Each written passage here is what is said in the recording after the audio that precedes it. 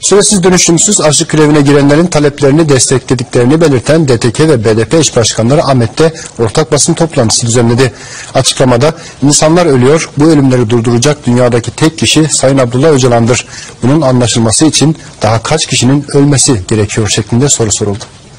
Türkiye Cumhuriyeti'nin ne kendi ulusal hukuku ne de evrensel hukukun geçerli olmadığı insan haklarına bir yer var. Burası İmralı cezaevi.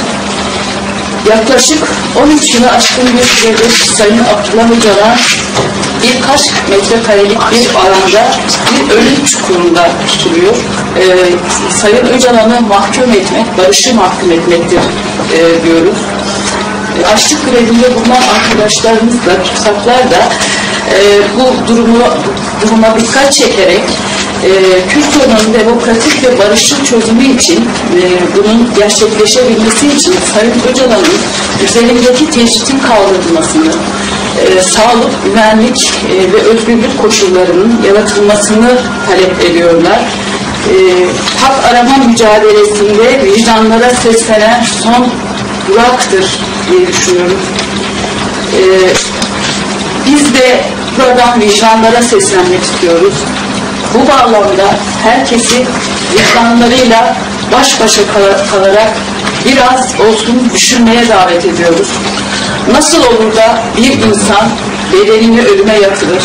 Bir kez daha insanım diyen herkesi, vicdanında azıcık özgür bir tarafı kalan herkesi, Kürt halkını, aydınları, demokratları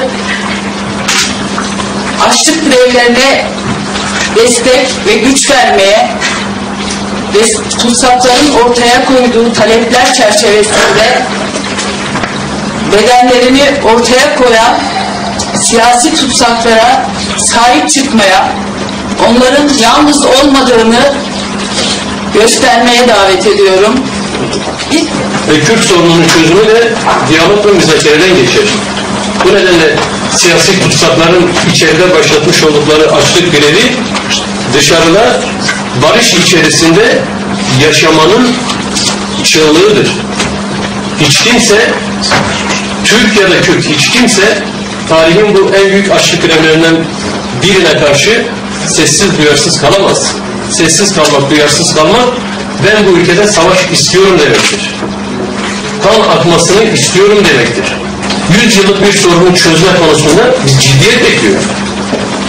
100 yıllık Kürt sorununu 12 metrekare beton çukura hapsettiğiniz, esir aldığınız, tutsak olarak gördüğünüz ve neredeyse bir yılı aşkın süredir 16 aydır avukatlarıyla dahi görüştürmediğiniz Sayın Öcalan, hepimiz bu konuda hemfikirsek, müzakere başlasın istiyorsa, medya müzakereye destek vermek istiyorsa, açlık grevlerinin ve açlık grevcilerinin taleplerini öne çıkarmalıdır, dikkate almalıdır ve bu konuda kamuoyu oluşmasına destek olmalıdır. Bu insanların kararlılığını bir kez daha hatırlatmak istiyorum. Siyasi tutsaklar çok kararlılar, amasına göre eğitimlerini bitirmezler. Sayın Öcalan'ın yapacağı çağrıya ve açıklamaya göre bitirirler. Bunu söylüyorlar. Açıkça bunu belirtiyorlar. Ama tabii İmralı'da sistemin değişmesi, İmralı rejiminin feshedilmesi, İmralı cezaevinin kapatılması, açlık grevci eylemlerine de burada sevgi, saygılarımızı, dayanışma duygularımızı ifade ediyoruz. Teşekkür ediyorum tekrar.